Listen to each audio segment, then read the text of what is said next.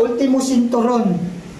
Ultimo Cinturon nagkakalaga ng 35,000. Isipin niyo po yun kung gaano kawaldas ang pera ng bayan.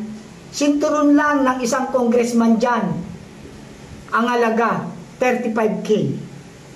Isipin niyo po yun. Parang hindi ka naman maikipag-ano sa nangyayari ngayon. Habang kami lumalangoy sa komunidad ng kahirapan, sila naman lumalangoy sa sarap. Eh, ba't pa kayo nagpolitiko kung hindi nyo naman papaunlarin ang bansang Pilipinas? Diba? Kaya nakakalungkot talaga. Isipin na ano. Kaya nga ito, tingnan nyo. Yan yung goodbye BBM. Nag-goodbye na ako. Kasi, kaya ako sinabing goodbye, dati tayong magkakasama. Pero ngayon po, hindi na po. Hindi na po. Kasi nga po, wala naman pong ginagawang mabuti para sa bayan. Bagkus, pamumuliti ka pa. Masyado yung binabaon ng mga Duterte na gumawa ng kapayapaan, gumawa ng kaunlaran ng bansa, pero pinupolitika nyo. Sinisira nyo pagkatao para lamang kayo'y manatili sa pwesto. Para lang sa darating na 2028, wala na kayong kalaban kasi winasak nyo na. Pero hindi ganun katanga ang mga mamayang Pilipino. Hindi po ganun kabobo ang mga mamayang Pilipino. Sukang-suka na po kami sa sistema ng politika. Nakakadiri po ang politika ng Pilipinas. Iilan-ilan lang po ang mga matitino dyan. So, ibig sabihin pala, itong mga vlogger na nasa kay BBM ngayon, late na ito. Late yan, bago lang yan. 2022 lang ito kasi kasama ko nito natin nagsisimula mga bago yan. Bago yan. Kami talaga mga 2013, 2012, magkakasama na kami kasi nasa abroad ako pag uwi ko. Yan nga, isa pa yan. Mabang istorya. Ikaw ang higit na mas nakakaalam kaysa dito sa mga nagmamagaling na sa libingan ng mga bayani, kasama kami dyan. Nakita namin kung paano bumama ang chopper. Oh. Naka-chopper yan yung mataon ni Anong year nga pinalibing ito? Si ano? Ano yan? Panahon lang ni Duterte yan. Kapapasok 2017, mga ganun.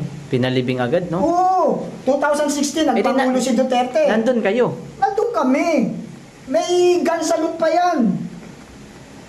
Nagpaputok pa ng ng rifle. Matindi. Marching. Andun pa yung nanay, si Doña Josepa. Josepa ba yun? O yun. Tapos, ganon.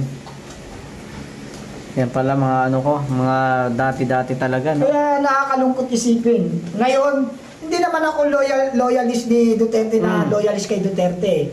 Loyalista ako ng bayan at mamayan. Kaya lang si Duterte kasi, ang Pangulong Duterte na magaling at saka yung mga anak na magagaling din, yung family Duterte, sila yung gumaganap sa bayan at mamayan ng ikaunlaran at kapayapaan. Kaya nag-loyalist din ako sa kanila dahil sa ginagawa nila, hindi dahil sa pagkatao nila, hindi dahil sa apelyido nila. Loyalista ako dahil dun sa ginagawa nilang kabutihan at pagmamahal sa bayan at mamayan. Kaya nasa Duterte ako. Yun ang tunay na dahilan. Mahal ko ang mga Duterte dahil mahal din nila ang bayan at mamayan. Hindi ako mahal ng mga Duterte. Ang mahal ng mga Duterte, ang buong Pilipinas. At nakasama na ako doon. As a wool.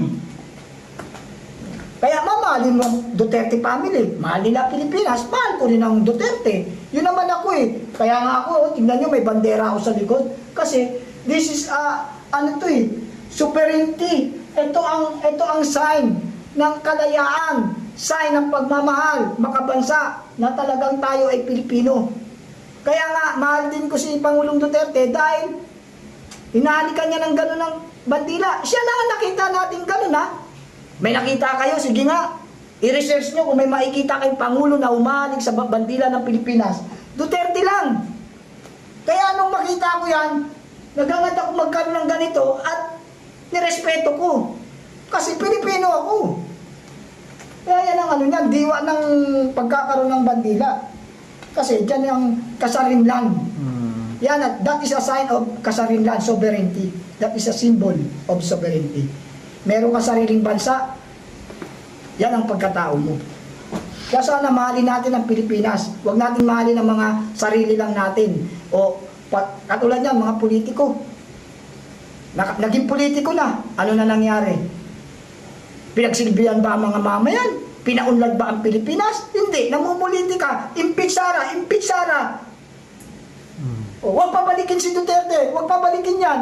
Tama ba yun? Pilipino yan, di mo pabalikin? Sus, masyadong politika.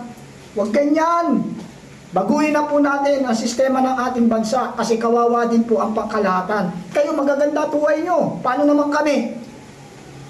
Ang usapin ng bansang Pilipinas, usapin ng mga mahihirap. Kayo mayayaman na, wala na kayong problema. Paano naman kami? Dapat inaangat nyo rin kami. Hindi naman namin angat maging mayaman. Pero dapat naman makontento man lang kami sa buhay namin na hindi kami naghihirap na, hindi kami namumroblema sa araw-araw namin gastusin. Sobrang taas. Yan ang unahin nyo, problema ng bayan, hindi ang Duterte. Tama na yan. Tapos ngayon, dinesisyon na ng Supreme Court, nagpapalagan pa kayo. Samantalang nung walang desisyon, desisyonan niya. Desisyonan nyo na. Kailangan masimulan. Hindi nyo masisimulan kasi unconstitutional. Unconstitutional. Maliwanag yan sa batas. Kaya huwag na kayong pumalag. Okay. Ano pa? Okay na.